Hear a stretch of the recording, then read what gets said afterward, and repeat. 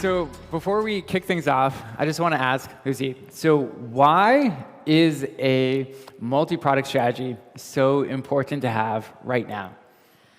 It's a good question, but I would say because it's the most sustainable way to grow your business, you know? Like, if you're gonna upsell your existing customer, your cost of acquisition is going to be much lower than if you have to acquire a new customer. And with higher pressure now on profitability and making sustainable business, I think multi-product strategy is one of the best strategy you can think about. Yeah, no, absolutely. Especially in this current market, you can definitely grow your total customer value and win that way. So could you share a little bit about your background? Because when we were chatting before this, you're super underrated. Like Contentsquare, you've acquired Hotjar, you just recently acquired Heap, and you're really thinking about the multi-product strategy at a different level. So tell us a bit about your background as far as how you've thought about multi-product strategy. Yeah, sure. So the first thing I can tell you is when I started at Contentsquare 10 years ago, it was a company of 10 people, and now we are about 2,000 with thousands of customers in the enterprise and mid-market, but millions of customers into the SMB market with our Hotjar brand.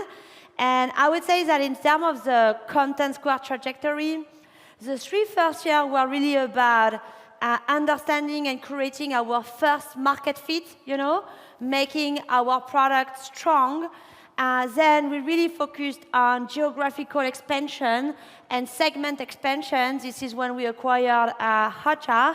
And now we're really developing, for the last 3 years, really developing our multi-product strategy. Today we have 3 solutions available for our customer.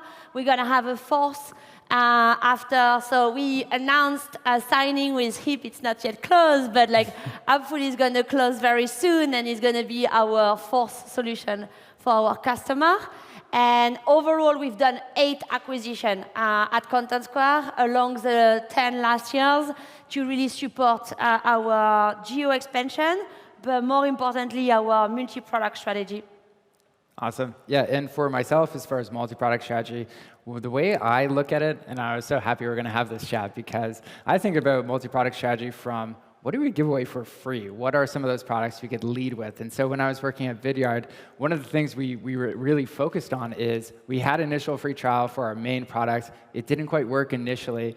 And then we basically decided, you know what, the biggest challenge for a lot of these companies that were signing up is they just didn't have a video. So we had to make it easy for them to create a video. So we created a simple Chrome extension, and that absolutely took off. Hundreds of thousands of people signed up the first year, and then it's been since used by millions of people. So the way we're both going to approach this is a bit different. So I'm going to approach everything from the free perspective. How do we think about that? And you're going to approach everything else from the more strategic product strategy. So what would you like to go through next as far as the kind of focus for the product? Yeah, maybe we can go back on the reason why we decided to start this multi-product strategy at Contentsquare, and I think it's really about, for us, it was increasing our total addressable market, If when you create a multi-product strategy, you're going to own more use cases, and you're going to be able to address more persona. So you're definitively growing the size of the cake, right? But at the same time, because you are creating more value for your customer, you are becoming much stickier for them. So you are also making your business stronger from a retention standpoint.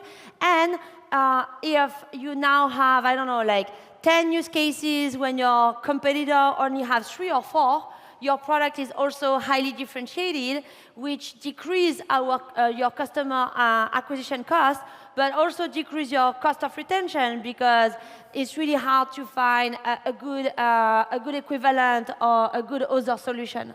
So for us, it was really a way to grow the business while focusing on our customer needs and how we could create more value for them, if that makes sense. No, absolutely does. And like, when do you feel like it just doesn't make sense? Because some people here are thinking, you know what, sounds like a great idea. You can do a lot of things. You can grow your overall customer value, but you know what, it's definitely not for everybody. Yeah, and I think it goes back to what I was saying at the beginning, that at Contentsquare, the first year were really about creating our first product, creating value with our first product.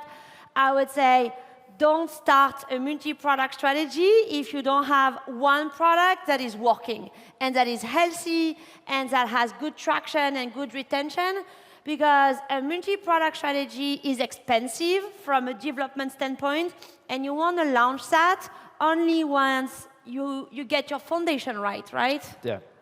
Yeah, no, typically like with the founders we work with as well, we always look at like, especially below the first $1 million in annual recurring revenue, it's like, don't even think about it for the most part. And then it's only until you usually get around like 5 or 10 where it's like, okay, you could potentially consider it. But once again, back to that complexity, is like, are you ready as a company to have that additional complexity for your business? Yeah, definitely. And timing is everything, right, in business. So Totally. You don't want to do it too soon, and you don't want to do it too late because you don't want to miss an opportunity, but definitively don't start too early. So on that, when does it make sense? I think it makes sense when you start to have, I would say two things. It makes sense when you start having a good enough number of customers that are happy and that are recommending you for your first product, you know. So in my world, in the enterprise world, like if you have 100 happy customers, it's enough. I guess like if we talk more mid-market and SMB, you're gonna need like thousands or maybe millions, you know, to get this first market validation. And the second thing is that you need to hear from your customer that they want to do more with you. So it's something that you can, where data start to matter. And like, for instance, at Contentsquare, very early on, we created a customer advisory board where we gather our most mature and biggest customer, and we discuss with them our strategy. And then we test out and bounce out those ideas with more of our customer. So I think it's really, really important to make sure that customer wants to do more business with you, and that you can identify what are those new use cases that are going to make sense with your own product, you know? Yeah, no, definitely. And the way I look at it when working with companies that are thinking about, okay, we want to potentially launch a free trial or a freemium model, a new product for this company, I always bring it back to, who is your ideal customer? What is that person's like ideal user success? What does that look like? And then what I love to do is break it down into, like, you understand the starting point of that ideal user, and then where's that end point? And you break down all of the specific challenges along that journey, and then you bucket it into 3 groups. There's like your beginner problems. Those are the ones you would think about potentially giving away for absolutely free. Your more intermediate kind of problems, those are the ones where it's like your core product. That's where you should make most of your money. And then you can think about your advanced problems. That's like your advanced products. What are some of those other areas of like, how do you grow those specific accounts and solve some more of those advanced problems? So that's how I approach it. Yeah, definitely. And I think your approach is really good. You know, like we need to make sure that we are addressing real pains and real needs from our customer, because for a customer, even if the solution is free, there is a cost in starting to use a solution, right? Yeah. Because you need to train yourself, you need to understand the product, you need to spend time in this product. So for you to invest that time, and time is the one thing everybody is missing, for your customer to invest that time, you need to make sure that you are solving a big enough problem for them. So you really need to make sure that it's going to be valuable for them. But at the same time, I think you need to also make sure that it's going to be valuable for your business. Which means that if your customer are asking you to develop a new product, but there is already 10 competitors super mature on that market, maybe it's not going to be viable for you to go into this market because the cost of entry is too high, you know? Because solutions out there are already mature, the cost of displacing those competitor is going to be too high. So it's not because your customer wants something that this is the right thing to do for your company.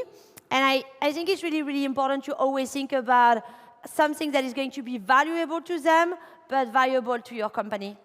Now, do you have like a specific way when it comes to deciding, like this is absolutely a problem, but is like a must-have, we have to solve it, versus maybe some of those nice-haves, where it's like, actually, maybe this is a great content piece, as an example, versus like this is a product problem. We absolutely have to introduce a new product or acquire one, build one to solve that problem. How do you kind of create that decision-making criteria?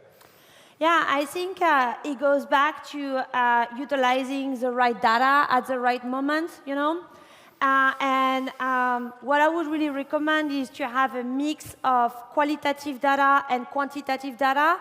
I think the voice of your customer is so important, And you can use a customer advisory board, you can use survey, you can use NPS, you can use like very different way to collect your customer qualitative feedback. And qualitative feedback is so important because this is how you're going to get your most disruptive ideas. The biggest innovation are going to come from qualitative. But at the same time, you need to make sure that this feedback is representative of your customer base and it's not an isolated feedback. So you always have to extrapolate qualitative feedback with quantitative data. So I would say that for us, it's a lot about listening to our customer with qualitative and quantitative feedback, but also looking at the market trend and looking at what our competitors are doing. And if you have a good understanding of where the market is going and what your customers are asking for, I think you are in a good situation to make this kind of decision. Yeah, and I also, from the free perspective, the one way I would look at it, I'll give an example. How many of you have heard of the company ConvertKit? Yeah, awesome. So email marketing tool, pretty straightforward. So one of their beginner problems was they realized, you know what, a lot of people need new subscribers. If people don't get a lot of subscribers, let's say getting their first couple thousand subscribers, odds are they're not going to upgrade to our paid plan and continue growing. And so getting subscribers is important. It's a great challenge. But the current way they were solving it was we were just creating more and more content. So they had hundreds of blog posts on like how to create a great landing page, how to get more subscribers. And then they started to realize like what would actually be easiest for that user to actually create and get those subscribers. And so they decided actually a free landing page tool would be a perfect way to kind of introduce this. It would cut that time to value of actually getting subscribers much faster. And so they didn't have to monetize this tool because their core business was getting email subscribers and sending emails to those companies. So it's something to think about because you can definitely use that free product to move into adjacent markets where you're like, we absolutely don't need to monetize this. Our core product's over here. But this adjacent opportunity can actually help our users solve that core problem that's really important. So, yeah. Yeah, definitely. And you can't do everything with your product, right? Mm-hmm. And if you try to chase too many opportunities at the same time, you got to do a bit of everything and a lot of nothing. I'm always saying that to the team. It's better for us to look at 3 opportunities, do it really well, than to try to go after 10 and not do anything, And this is when you need to start thinking about the make, buy, or partner. Like, it's really important for you when you think about your multi-product strategy to identify what are the adjacent market or the adjacent use case that are less core or where you have a less big advantage in developing it, and here you want a partner, and what are the other topics where you really have a competitive advantage to do it, and then you need to decide if you're going to build it in-house or if you're going to buy a company, And at Contentsquare, we've been like a bit of both. We have 700 people in product and tech team. So we have a big team, to be able to build a product organically. But still, we have also acquired companies when we wanted to enter a new market with specificity or a very great technology, And if you go organically, you need to be ready to invest at least for 1 or 2 years before you get massive revenue out of it. So you need to be ready to invest before you get revenue. If you are acquiring a company, you can go much faster. So I think it's really also something to have in mind when you think about growing your business. Yeah, and I think a big underrated part of this too is what is your company level strategy for your business? There's your product strategy, but then the company level one. And the way I always look at this is it's a few questions. There's what is winning look like for your specific business? Where are you going to play? Who is the ideal customer you're going to focus in on? And how are you going to win as a business? Do you actually feel like you're building very strong moats that are hard to copy for your business? And based on how you're planning on winning, what are the capabilities that you need to have inside your business? So if it's going to be winning with product-led, it's absolutely having user and experience as a core capability in your business. Now, you could obviously buy that potentially to get there faster, but that might be something where you say, you know what, this potential new product isn't in our wheelhouse. It doesn't align with how we're planning on going to win. Now, it could be vice versa, where it's absolutely, it's the free moat. We are going to win by attracting most of these people from top of the funnel very early on in their user journey. And so thinking about what is that company level strategy, how does that impact your product strategy is I think a lot of people miss that, where they're oh yeah, we could just add on another product. But how does that help you win at the end of the day? Yeah, no, definitely. I completely agree. Awesome. And what are your biggest lessons learned from utilizing the multi-product strategy? I think there are a few. Maybe one big lesson learned for us was when we created Contentsquare first product, we were a super small company. We had 10 customers, maybe 20 people in the team, and we really built the first product very, very progressively. And I would say that our customer grew with us. And so their expectation in terms of quality, maturity, and readiness of the product grew with us. But then when we launched the second product of Contentsquare, we were a big company already, with big customers that have very, very high expectation in terms of quality, So I would say that you cannot build your new product the way you build the first one. You cannot be as iterative with that many customers. So for us, what we do now is we have very strict alpha and beta phase, So the alpha phase is going to be we start leveraging the product internally, and then we have a beta phase with 5-10 customers where we can really get a ton of feedback and make sure that the product is going into the right direction. And then we're going to go through a progressive deployment where we're going to have 50, 100 customers that start using it. And when you start having quantitative data to validate each step of the journey, And I think this progressive approach is extremely important, because if you roll out your product too fast, and if you have, let's say, 1,000 customers using your product day one, if you have an issue, which happens quite often with product development, it's going to be a nightmare to handle. Plus, you never get a second chance of doing a first good impression, so you're gonna miss your launch, and you also lose the opportunity to learn about your product and to learn about the value proposition. So I would really say start small, and every time you get validation, go bigger. No, absolutely. And how do you decide when you should absolutely kill something? This is so important, because when you're going to launch new products, you know, you need to react fast. And it's not because you invested so much that you need to continue investing. There is nothing worse than continue investing in something that is not going to bring value to your customer or create value for your business. And I would say, if you don't see traction, you know, if you don't see traction after 6 months or 9 months, it means that either it's not the right problem that you're trying to solve, or the way you approach the problem is not the right way, you know? But exactly to your example earlier about the Chrome extension, you know? Like, good products, they pick up immediately. And if after 6 months or 9 months, if you have a sales team, they are not able to sell that product, or if your product-led growth, your customer are not picking up on this problem, you really, really think to start thinking about killing that product.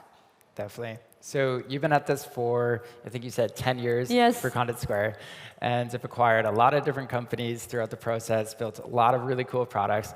What is maybe the 1 or 2 things you wish you knew kind of going into this if you were just starting out and you hadn't launched another product?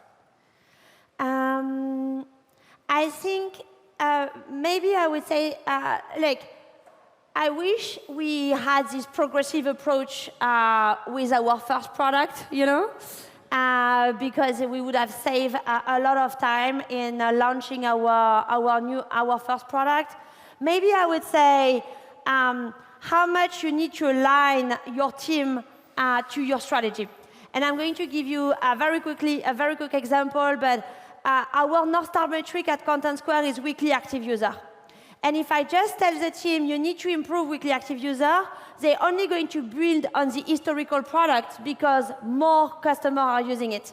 So you need to start changing your North Star metric and how you measure success to say, I want you to increase weekly active user with this kind of persona or with this kind of ICP, so they can focus on a new area of the business and building a new value proposition. OK. Awesome. So to really kind of recap, land the plane, let's just go through the quick recap. So when it comes to launching your multi-product strategy, one of the big takeaways is don't do it too early. Kind of wait till you have that initial scale. Wait till you have traction. 2, try and think of one.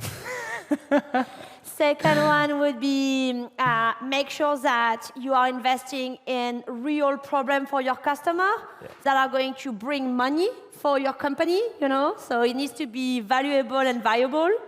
Absolutely. And 3, really try and think about what are some of those big products that would lean into your competitive advantage as a business, because it truly should fit into how are you going to win as a business if you're going to be launching this new product. And also think on the converse of this. Maybe there is an easier way to do this that doesn't require product. Maybe it's content, or maybe it's something else. But really lean into that how to win strategy and craft your product strategy based on that. Awesome. Thank you, everybody, for attending. Thank you so much. Yep.